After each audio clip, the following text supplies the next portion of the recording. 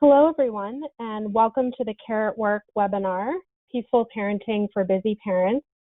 We are so grateful to have Jennifer Gillette with us today. She's a child development and family specialist who is also the founder and owner of the Love Child Family Center, an organization that offers education, community, and support to parents-to-be and parents of kids of all ages. Jennifer is here to share effective strategies parents can implement at home, which we know is much needed guidance during these challenging times. If you have any questions during the presentation, please submit them in the question box and we will try to address all of them at the end. Following the webinar, we will share a recording and a PDF of the presentation. Now I will turn it over to Jennifer for the presentation. Well, thank you so much. First and foremost, I want to thank Care.work at Care.com for reaching out to me to introduce the peaceful parenting model to parent employees. I also want to recognize that we are all in the process of adjusting our professional and personal lives during these uncertain times. Please know that the information I share today will hopefully be helpful immediately, especially when recognizing our own personal triggers and how best to manage our anger. Today, I hope to add some new parenting tools to your parent toolbox. Let's be patient and gentle with ourselves. This is a lifelong parenting approach focused on relationship building. Perfection is certainly not necessary. So as you can see from the photograph, I walk the parenting talk. I am a very busy mother of 3 boys, 14, 17, and 17. Professionally, I am a child development behavior and family specialist, and I have spent the last 27 years supporting families with young children in the Boston area. I began my career after graduate school in early intervention and then moved on to clinical work and teaching medical residents in pediatrics at Boston Medical Center, MGH, Brigham and Women's Hospital, and most recently at Boston Children's Hospital in the Brazelton Institute. 6 years ago, I founded the Love Child, also known as TLC, or TLC Family Center, located near Boston. TLC is comprised of professionals, including experts in perinatal and mental health, child development, behavior specialists, wellness, and parenting experts, who all follow the popular motto, "It takes a village to raise a child." We provide support, education community for expecting families and those with babies, young children, tweens, and teens through our weekly classes, workshops, and one-on-one parenting consultations. In addition to our center-based services, we also provide on-site parenting support at educational organizations, pediatric practices, and public libraries. And as seen with today's webinar, our popular TLC Parents at Work services bring parent employees together in the workplace, obviously now virtually. Kudos to your company for making a priority to support parents in the workplace. We know that by doing so, we are increasing morale and parenting knowledge among parent employees. This community work will ultimately improve retention and absenteeism rates and decrease stress by addressing and problem solving among the many challenges with the home-work integration. As you can see from today's agenda, today I will be briefly introducing the concept of temperament and brain development and explaining why it is helpful for parents and caregivers to be familiar with these concepts when caring for young children and ourselves. Then I will walk us through the 3 components of peaceful parenting. And for continued learning, at the end of the webinar, I have shared my favorite books and websites that support the peaceful parenting approach. So last time I checked, there were over 50,000 books under parenting on Amazon. What does this mean? Well, number one, there certainly isn't one way to do this job. And number two, I'm in the right line of work. Parents are craving information and support around parenting. My goal today is to do a good enough job introducing this new parenting approach that this session will be a catalyst for you to try one thing you learned and implement it at home within the next few days.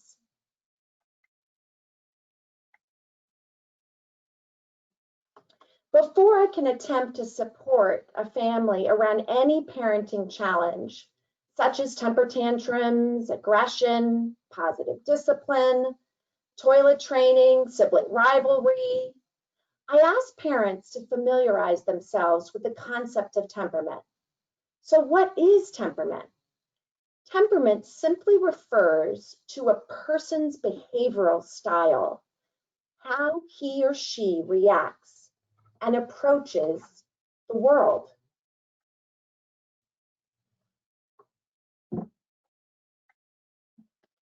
When exploring temperament, we can examine the following 9 traits: sensitivity, regularity, activity level, intensity, approach withdrawal, adaptability, persistence, distractibility, and mood. Why is it necessary that parents be familiar with temperament theory? Recognizing each child's style of temperament and also our own temperament style helps us recognize that there just isn't a one-size-fits-all parenting approach. Rather, each child and caregiver is a unique being and deserves an individualized plan. Also, the concept of goodness of fit helps us recognize in advance the mismatches and/or matches evident between family members. And being familiar with temperament helps us anticipate, prepare, and support our children in challenging situations. So for example, you may have a little one that scores really high in activity level. Then let's set this little one up for success. Let's build in a set daily routine where she has the opportunity to move her body. And most important, understanding temperament theory hopefully decreases parent self-blame. Our children came into this world with their own unique styles.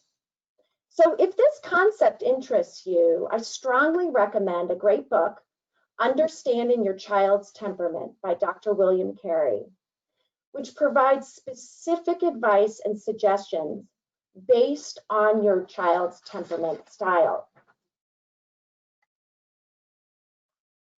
So we truly can't discuss peaceful parenting unless we have a very basic understanding of brain development. Today, I will provide a concise and simplistic overview.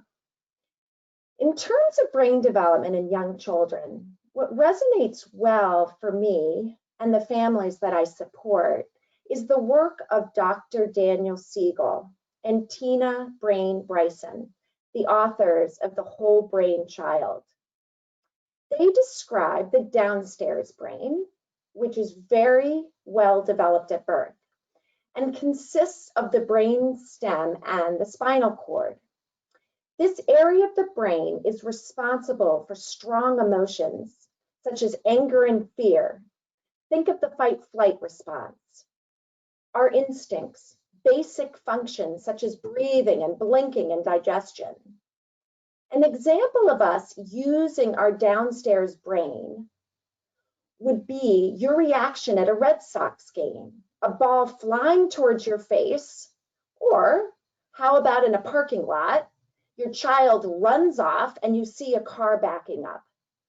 In both of those examples, you automatically react without thinking to protect yourself and/or your child. So now the upstairs brain, which is very underdeveloped at birth, and it consists of the cerebral cortex. The upstairs brain is responsible for sophisticated thinking, all our conscious thoughts, feelings, memories, voluntary actions. When a child and an adult's upstairs brain is working well, we see well-regulated emotions. We see the child considering consequences of his or her actions, thinking before acting, considering how other people are feeling, so empathy. These developmental skills probably don't remind you much of your young children, which makes complete sense. Our upstairs brain is not fully mature until our mid-20s. And then there is also the amygdala, located in the downstairs brain, about the size and shape of an almond.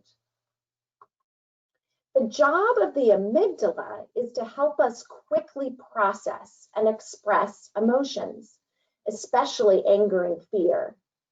The amygdala is thought of as the watchdog of the brain, always on alert for times we might feel threatened, and helps us react before thinking. So especially in children, the amygdala fires up very easily, closes down the upstairs brain, and the downstairs brain receives a lot of energy, and the child, or the very angry adult, loses control. So think of a temper tantrum. The amygdala has received a surge of energy, and the door has closed the upstairs brain.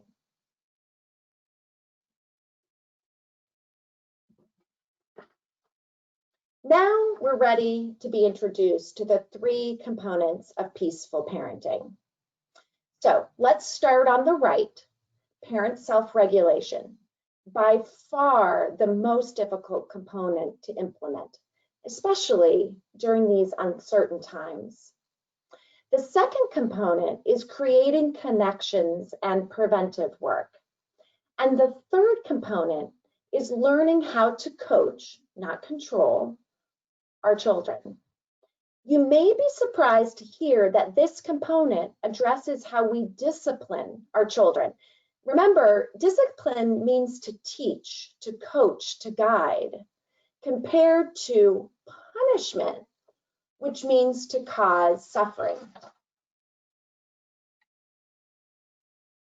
Going forward, much of what I'm going to be sharing is based on the wonderful work of Dr. Laura Markham. Here you see 2 of her excellent books and her website.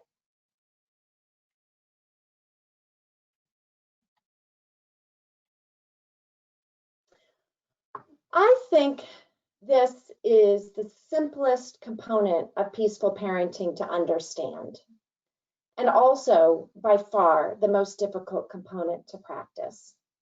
Let's begin with this. If you want to parent well, you need to work on yourself first. We all have triggers. A trigger is anything in our lives that makes it more likely we will lose control of our children. When you feel triggered, your nervous system is on high alert. You're in the downstairs brain, remember, the fight-flight response, and your amygdala is fired up, ready to respond. Take a moment and literally list your triggers. There are hundreds. I've shared a couple of mine here: hunger, lack of exercise, endless chores, social media notifications, lack of for you to be aware you lose your cool before the smoke begins to billow out of your ears. And the cool thing about listing your triggers is just being aware or mindful in the moment can decrease the chance of truly losing your cool. So in addition to recognizing our triggers, we can also figure out what fills our parenting fuel tanks. So we have a reserve in place when our buttons are pushed. Again, everyone has his or her own self-care practices. I've again shared a few of mine here. Sleep, I simply make it a top priority. When working and interacting with my family, I always attempt to single task. I know for me, multitasking is a myth. It makes me feel anxious and out of sorts. And I know in the long run, it's less productive. I try to practice self-compassion, especially during stressful times. I try to respond to myself the way I would treat a really good friend. And on that temperament scale, I score really high on activity level. I know I need to move my body daily. Obviously, this can be done in numerous ways, but I find a short walk in fresh air alone, without my earbuds or my phone, most helpful. And I also score really high on distraction. I know I perform best professionally and personally if I seek daily silence. So waking up before the children to have a cup of coffee and peace, or taking a little bit of time to read a book alone. I also force myself to practice gratitude, to announce to myself and to others what I feel truly blessed for. And we all know the benefits of deep breathing. Most of us, I certainly don't, have 45 minutes for deep meditation, especially now. Rather, one can take a short moment to blow out the candles and smell the flowers. So, breathing out, blowing out the candles, and smelling the flowers. Breathing in. I do this about 5 times in a row, and immediately I recognize how these deep breaths help center and keep my body calm. And last, the most challenging for me is to have the courage to ask for help, especially now. So let's be realistic. Most of us have really full lives, and integrating these types of practices into our day is challenging. So start small. Just pick one practice a day initially, and don't get discouraged. I can assure you over time, you will notice that your parenting tank will be less likely to go on empty. So we've all been there, perhaps even this morning. What do you do when you're in that moment? When you have lost control and you are in that downstairs brain? Stop. Notice your thoughts, your feelings, what is happening in your body, and what you're doing. Drop. Let it go for the moment. It most likely is not an emergency. And then breathe. Breathe deeply 5 times. Shake out your hands. Hug yourself firmly. Put one hand on your belly, one on your heart, and breathe slowly. Say a mantra over and over. This too shall pass. Let it go. This is not an emergency. Or splash cold water on your face. Stretch or move. Put your hands flat on a hard surface. Show your mind a soothing image, like waves rolling in onto a beach. Turn on some music and dance. Get silly.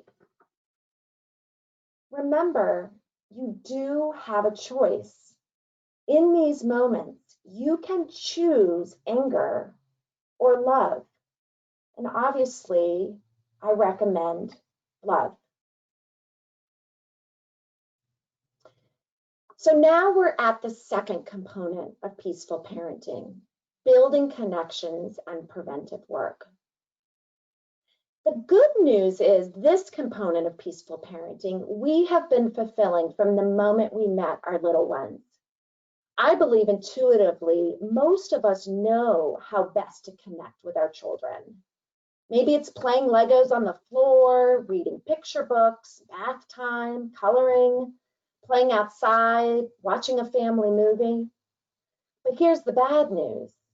Our regular lives, our jobs, homeschooling, technology, exhaustion, household chores, unfortunately, erode this natural connection. Let's focus on some preventive measures to bring out the best in our children. So, what are your child's strengths and challenges? We briefly discussed temperament. Take the time to complete a temperament questionnaire. Share the results with your co-parent. And then take 5 days or so to collect some information. Does your little one tend to fall apart close to meal times and bedtimes? Are transitions or separations difficult? And when do you fall apart? When do you need more support? Provide choices and just two. So cede control whenever you can. Offering two choices engages collaboration and cooperation between you and your child. So here's an example. Do you want to take a bath now or in 5 minutes? Another example. Do you want to buckle your seatbelt or do you want daddy to do it? Another example. Do you want goldfish or graham crackers for snack? Compared to what would you like for snack? Remember, just choice A or B. Make sure you're feeding the meter daily. What do I mean by this? Special time. Set a timer for 10 to 15 minutes daily. Announce special time. Literally building time into your daily routine to connect and make closeness happen with your child, such as building with Legos, drawing, playing with Play-Doh, looking at books, will bring more cooperation, a desire to listen, and loving behaviors from your child. 100% of your attention is necessary during this time. That means putting away your phone. Take turns picking what you're going to do together during this special time. And for sure, practice good listening skills. Close your mouth, notice the letters and listen. Also spell silent and pay attention. This is so much harder than we think. Stop stirring the pasta sauce, stop washing the dishes, and if you can't listen in the moment, let your child know. So, Daddy really wants to listen to your story right now, but I can't because I need to finish making the pancake batter. I can't wait to hear your story soon. Now, of course, parents, remember to remind your child to share his story while you guys are eating your pancakes. I also love the practice of playing it out. What does this mean? So during playtime, get out puppets or stuffed animals and act out a challenging part of the day. So realize during these moments of connection, your child is using his upstairs brain, as you are too. And depending on his age, you can even problem solve and figure out a solution for those tough moments together. Another preventive measure is creating and prioritizing family rituals. Friday night pizza, pancakes on Sunday morning, the same song every night before bedtime. A secret or special family handshake, a moment before mealtime to share a rose, a thorn, or a bud. So a rose is sharing your favorite moment from that day. And the thorn is perhaps a difficult or a sad moment. And the bud is a moment that you're looking forward to. And every child needs a routine chart or a daily schedule. especially now that we're hunkered down at home.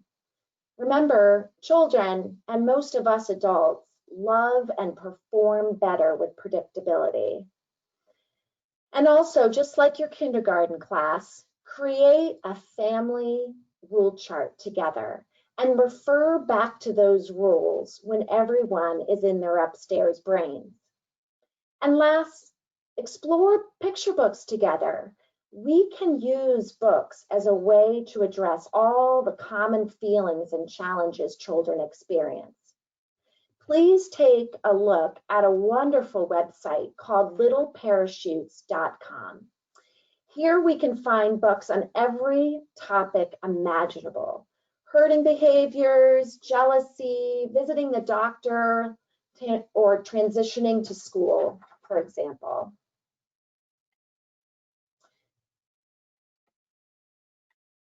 So this is the slide I know every parent has been waiting for. What you can do in the heat of the moment. First off, be eye level with your child. I joke with the instructors at TLC, there should be holes in our pants over our knees. And depending on your child's temperament style, you can gently place a hand on her body. Try sportscasting as described by Janet Lansbury. During a challenging moment, especially between siblings, just describe play by play the behavior you're observing. You don't try to intervene.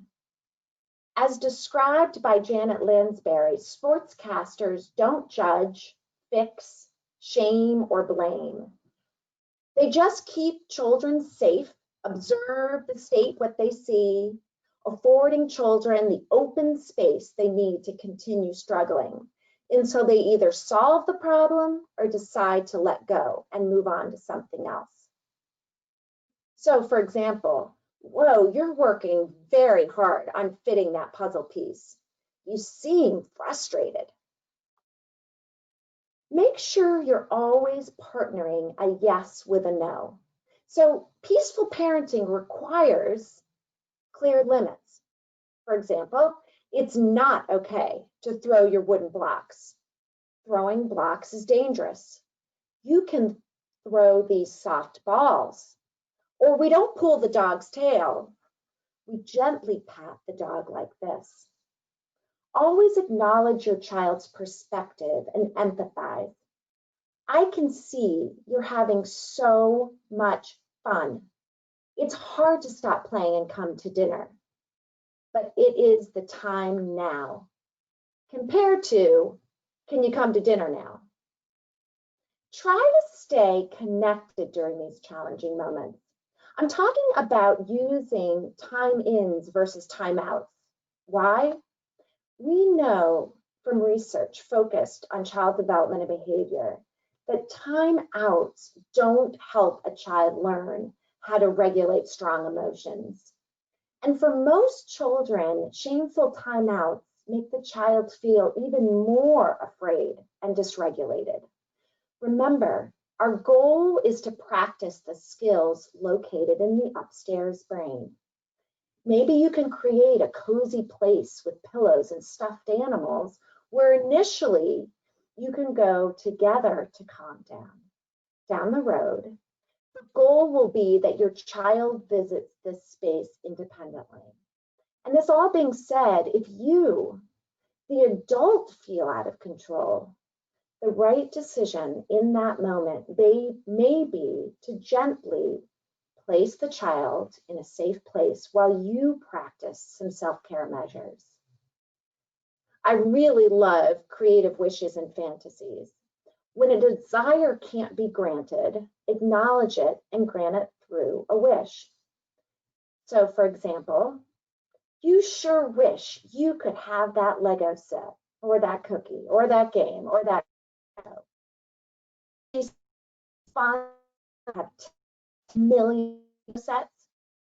Which let me write them down all the Lego sets you want for your birthday. Or how about Gosh, I can tell you're really enjoying watching TV with your sister. What would it be like to have TV on all day and be able to watch all your favorite shows forever? And do remember, parents, to allow the expression of emotion, even while limiting actions. So, for example, you are so mad right now, and I can't let you hit your sister. I am helping your body. I need to keep everyone safe. And last, humor and silliness can really be effective in changing the moment. This is certainly not a strength of mine as a parent, but my husband could do this beautifully when our children were little.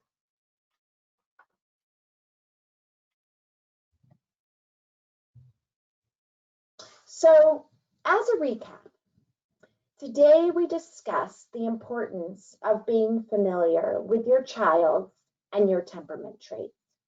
We learned the very basics about the downstairs and the upstairs brain. And hopefully we made the connection between how our anger in the moment can greatly affect our child's behavior by closing down the skills available in the upstairs brain. I introduced the 3 components of peaceful parenting: parent self-regulation, creating connections and preventive work, and 3, how best to coach your children during challenging moments. I hope each one of you now has a few more helpful tools in your parent toolbox. And as a reminder again, this is a lifelong practice. Please be patient and gentle with yourself, especially during these stressful times. And know that the professionals at the Love Child are here to virtually support you and your family. Please do not hesitate to be in touch by email at info@thelovechild.net.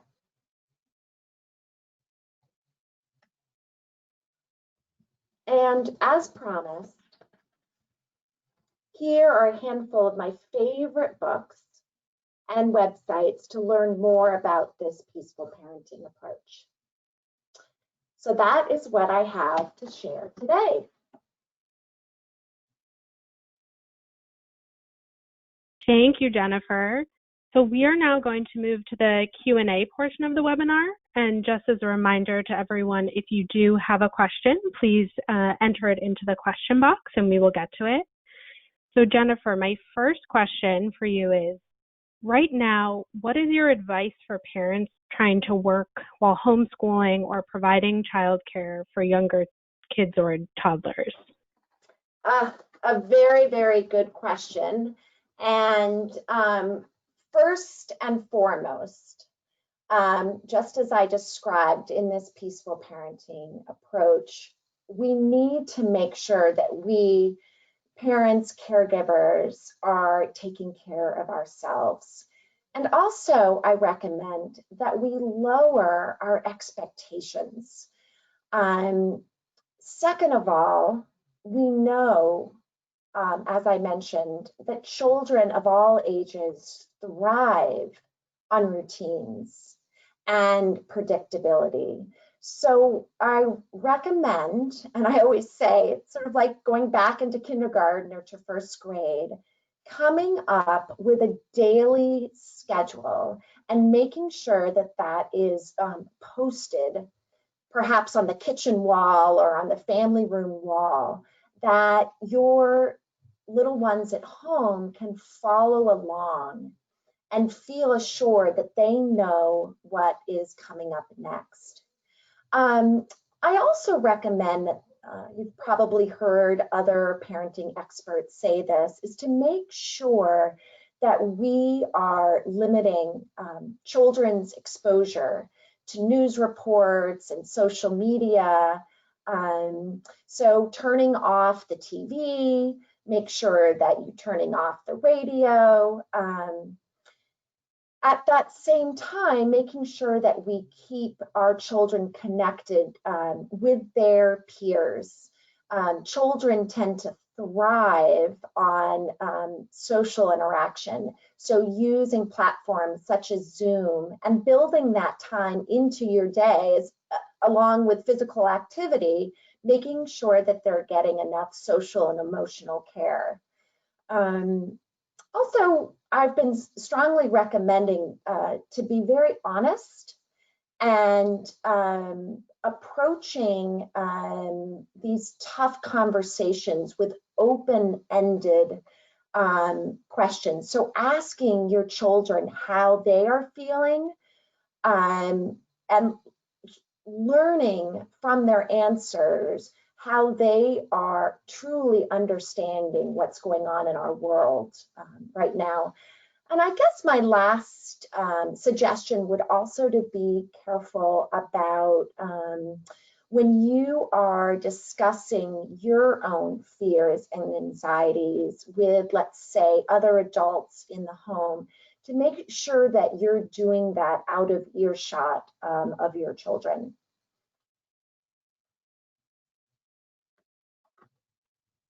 Thanks, Jennifer. So my next question for you is, what are your recommendations for balancing screen time with children while everyone is home right now? Another good question, and definitely a question that I heard before these uncertain times. Figuring out screen time can be a tough one, and as I described with the temperament section of the talk, every family is different and unique, and there just isn't one way to handle screen use. But let's say this again, let's build screen time into our daily schedule so both adult and child have expectations around when screen time is going to start and end, rather than it just being a free-for-all. And the other thing we know is we most often see conflict around screen use when we're ending that screen time. So you can't go wrong, and this is in all areas of parenting, making sure that you give your little one, or not so little one, a warning before the end of that screen time. Some children even benefit for having something very concrete, like a ticking timer. I am a little old-fashioned about this. I love the idea of one of those kitchen timers that you can set aside where the child can hear the sound of the timer ticking along. So the child, while he or she is using screens, knows through that auditory cue that time is passing. And that should also help with the challenging transition between using screens to turning off screens. That's great advice. Thank you. And a couple of questions we've had come in that I just want to address. So we will be sharing a recording of this webinar and the presentation following this. So to those who have submitted those questions, this will be available following the webinar. And so one other question for you, Jennifer, is since we're all quarantined, is now a good time to try potty training? So I'm not sure if you guys know this, but my nickname in the Boston area is the potty training queen. I think I should put it right on my resume at this point. So this can be a fantastic time for potty training. Of course, I sound like a broken record, but I always go back to temperament theory. This depends, of course, on your little one and also the adult, the parent, the caregiver's temperament style. But for most of us, being stuck at home, or at least on our property, we can set up a very predictable schedule around independent toilet using. And so I strongly recommend taking advantage of this time.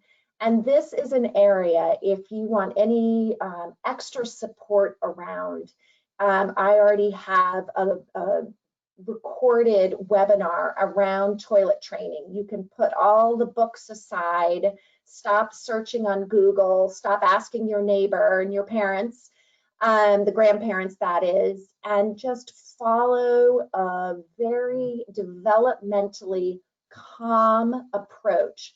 And with the consistency and the predictability of a daily routine, over time, your child will be using the toilet independently.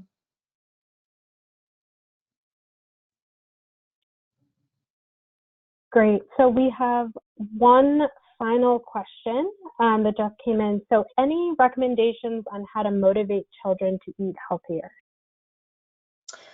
Well, we do have on our professional team a pediatric nutritionist, and I know I have heard her say repeatedly, the first recommendation is for us, the parents, to model healthy eating.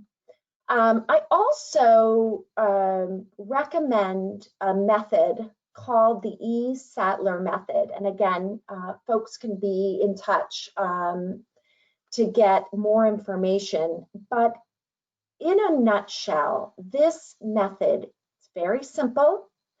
The parent has 3 responsibilities. What time are we going to eat? Where are we going to eat? And what we're going to eat.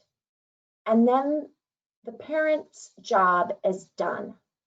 The child then has 2 responsibilities. Am I going to eat it? And how much of it am I going to eat? So what you can see from what I described is we're not getting into all the games that can go on around forcing our children to eat certain foods. Rather, over time, with predictability, you're putting out food that the child gets to decide whether or not he or she is going to eat it. And this is an evidence-based approach that's been studied with thousands of children.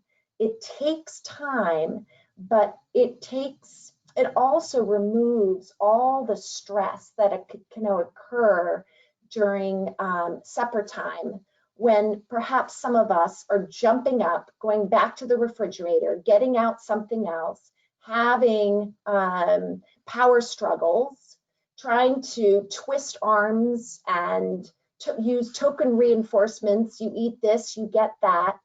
This method removes all of that kind of behavior. So I do strongly recommend it.